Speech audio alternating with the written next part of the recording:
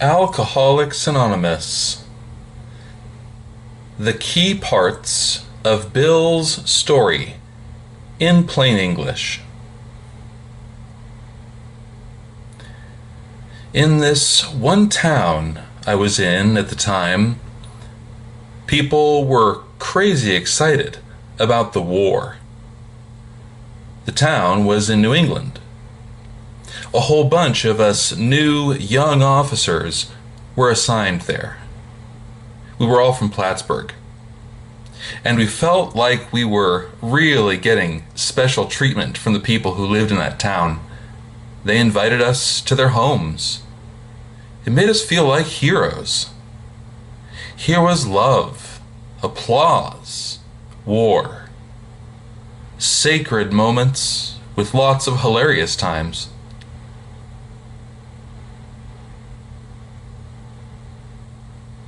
I was part of life, finally.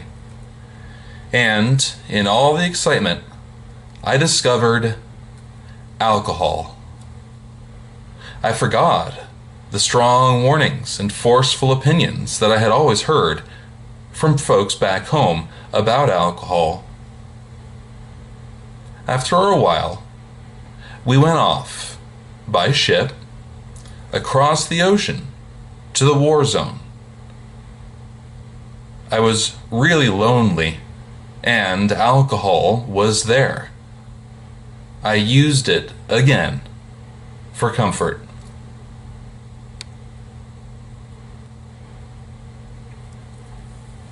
We landed in England. I visited Winchester Cathedral. I felt a special feeling and wandered outside. There was an old tombstone with writing on it. Here lies a Hampshire grenadier who caught his death drinking cold small beer. Yikes. It was a warning, but I didn't take it that seriously.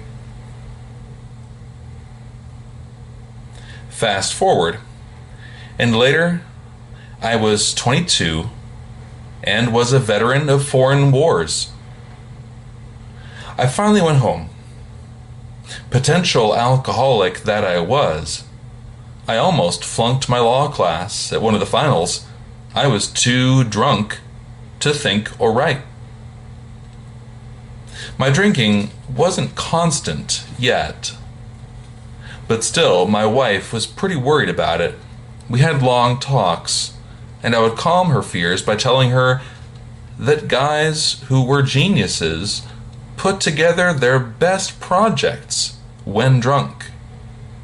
I told her that the greatest concepts and theories of the big thinkers came that way.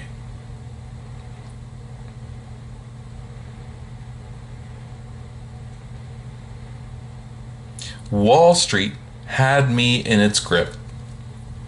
Big shots in business and money management were my heroes. This mix of alcohol and the stock market was the mixture that I used to start making something. It was a weapon, and at a certain point in the future, that weapon would be like a boomerang. In the middle of flying, it would turn around and pretty much tear me to shreds.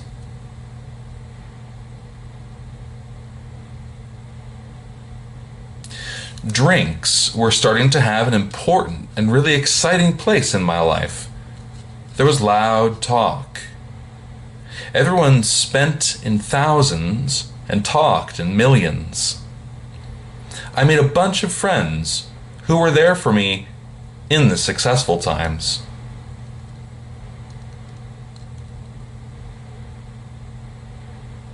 My drinking got to be a much bigger thing, seriously big.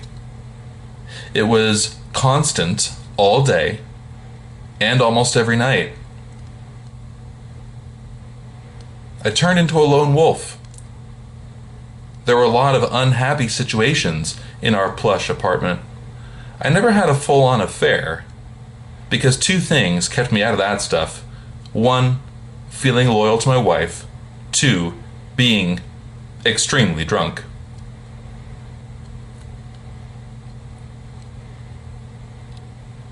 It was 1929. Alcohol caught up with me. I started to get the shakes in the morning. Golf allowed drinking every day and every night. The exclusive golf course was so awesome to me when I was a kid, and it was fun to go around on it.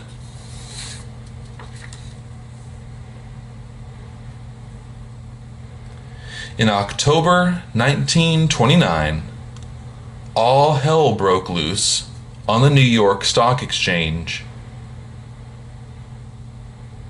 On a certain day, I wobbled from a hotel bar to a stock investment office.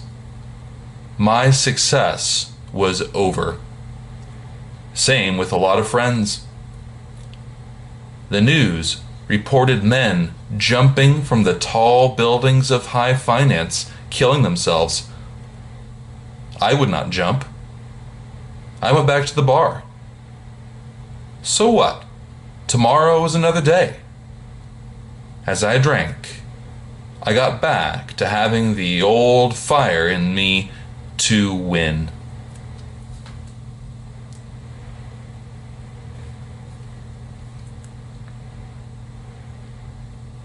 The next morning, I called a friend of mine in Montreal. He had plenty of money left, and he thought I'd better go to Canada. By the following spring, we were living in the style we had gotten used to. But drinking caught up with me again, and my generous friend had to let me go.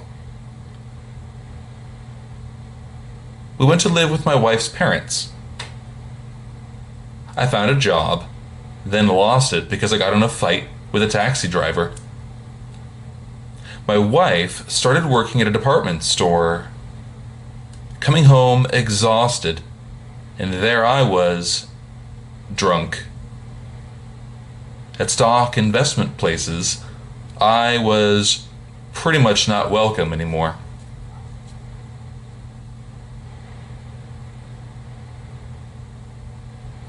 Alcohol stopped being a nice shiny option. It got to be a need. Bathtub gin, 2 bottles a day and often 3, got to be my routine. Sometimes I do a small deal and it would give me a few $100s, and I would pay my tabs at the bars and delis. This went on forever. And I started to wake up way early in the morning, shaking really bad. I couldn't eat any breakfast unless I had a tumbler full of gin and half a dozen beers. Even with all this, I still thought I could control the situation. And there were times of sobriety.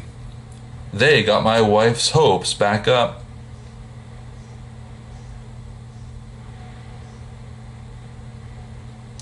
Gradually, things got worse.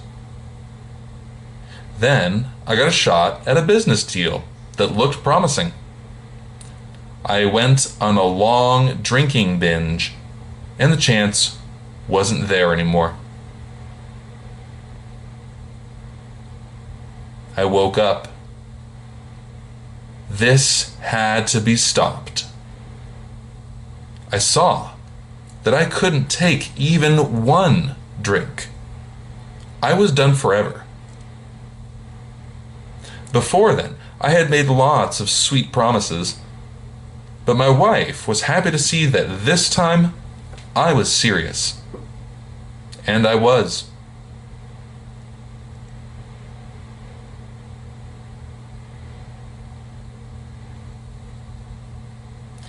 Just a little while after that, I came home drunk.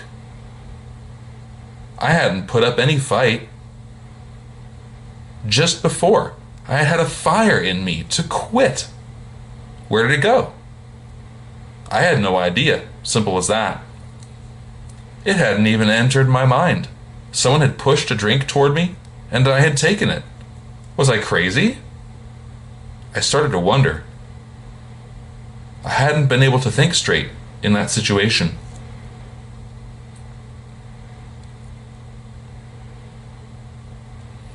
I got the fire in me again to be done with alcohol, and I tried again. I got some time behind me and started to feel confident. I could laugh at the bars. Now I had what it takes. One day, I walked into a restaurant to use the phone.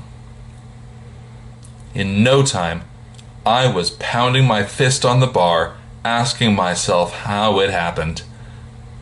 The whiskey went up to my head. I told myself I would manage better next time, but I might as well get good and drunk then. And I did.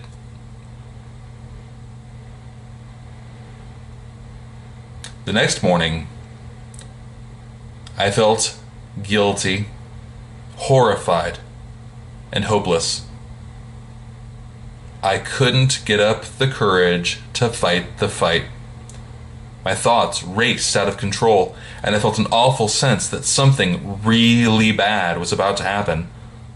I almost was too scared to cross the street. I was afraid I'd fall down on the ground and be run over by an early morning truck.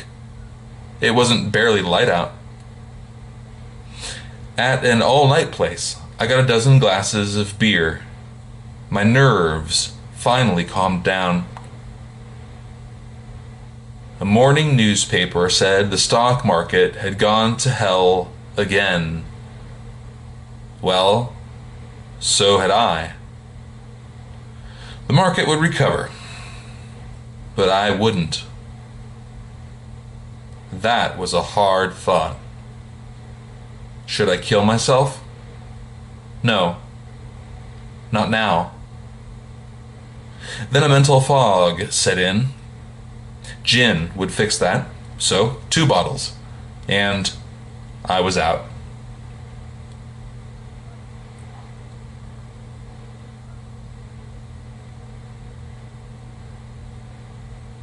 Two more years. Sometimes I stole from my wife's near-empty wallet. There was always terror and total craziness in the morning. Yet again, I swayed from side to side, dizzy at an open window or the medicine cabinet where there was poison, cursing myself for being too weak to go through with it. My wife and I tried to escape, going from the city to the country and back. Then, the night came when the torture I felt in my body and my mind was so intense, I felt like I was in hell, and I was afraid I would crash through my window with the blinds and everything. I somehow managed to drag my mattress to a lower floor so I wouldn't suddenly jump. A doctor came with a powerful sedative medication. The next day, I was drinking both gin and the sedative. This mix really messed me up pretty quick. People were afraid for my sanity. So was I. When I drank, I either couldn't eat much or anything at all, and I was 40 pounds underweight.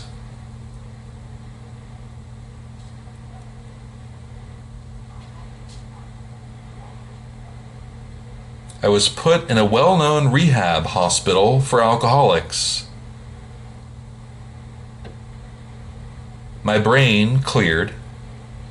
I met a nice doctor who explained that although I was definitely selfish and irresponsible, I had been seriously sick in my body and in my mind. I felt kind of relieved. I learned that in alcoholics, the willpower just isn't there when it comes to alcohol, though there's usually plenty of willpower in other areas. I found an explanation for the fact that I had unbelievable behavior even when I really wanted to stop. I understood myself now, and I left there with high hope. For 3 or 4 months, everything was all right. I thought this was the answer: self-knowledge.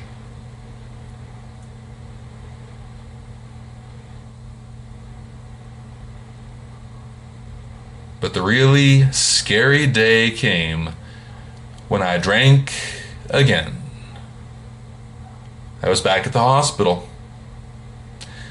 It seemed to be that this was the end. My wife was exhausted, and she felt despair. She was officially told that it would all end with a heart attack at some point while I was having an episode of the shakes of DTs, or I'd end up having a wet brain, maybe in a year or less. Pretty soon, she'd have to hand me over to the undertaker or the mental hospital.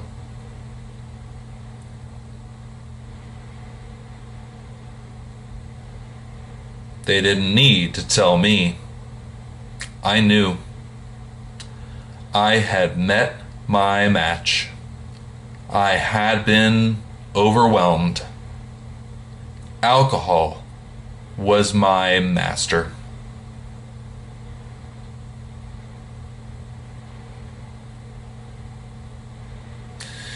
One day, I sat drinking in my kitchen.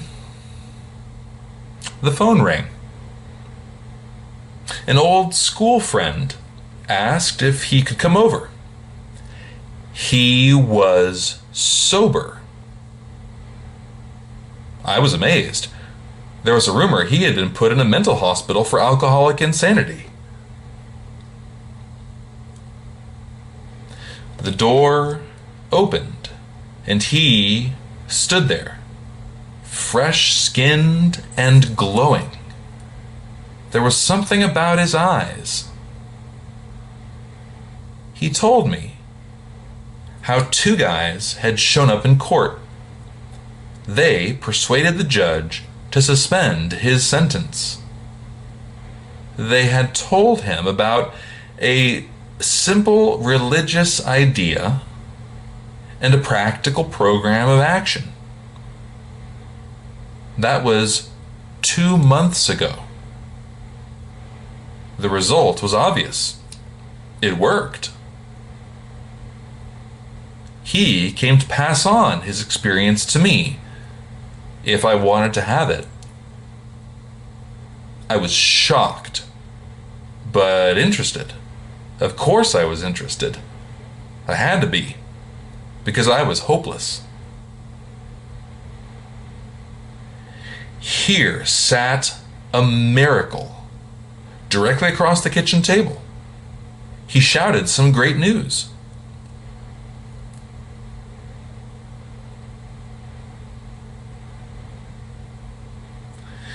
Even though there was this living example of my friend, there was something I didn't like. The word God still brought up bad feelings in me. He said, "Why don't you choose your own concept of God?" That statement hit me.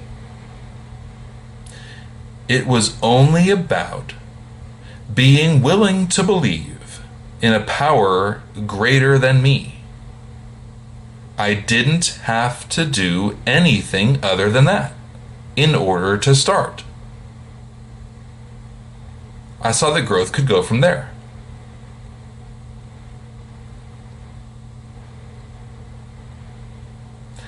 This was how I was convinced that God is concerned with us humans when we want Him enough.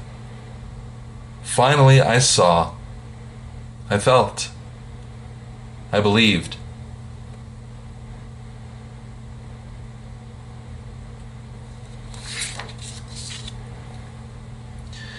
At the rehab hospital, I kicked alcohol for the last time. It seemed like a good idea to get help to detox because I started having DTs.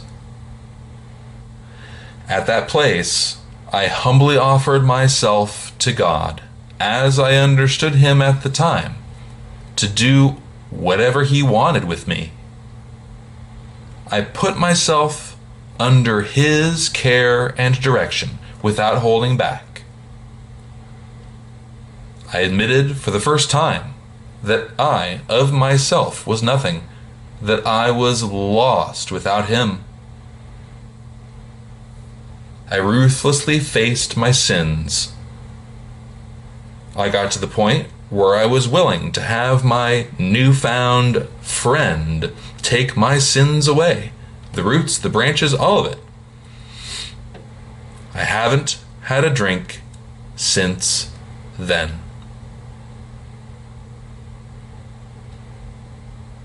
My school friend visited me, and I told him completely about my problems and where I tended to mess things up. We made a list of people I had hurt or who I felt resentment toward. I expressed that I was totally willing to go to these people, person by person, admitting my wrong. A price had to be paid.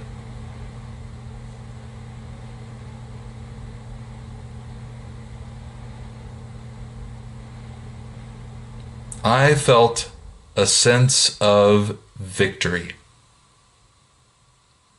After that, I felt peace and serenity like I'd never felt it before. I felt total confidence.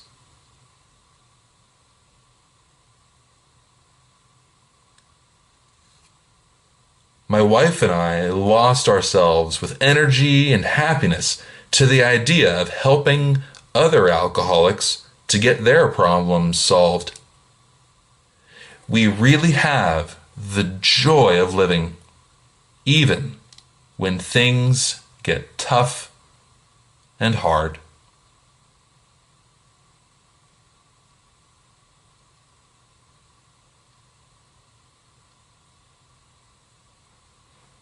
This has been a reading of the key parts of Bill's story from the book Alcoholics Anonymous in plain English. Thanks for listening to me.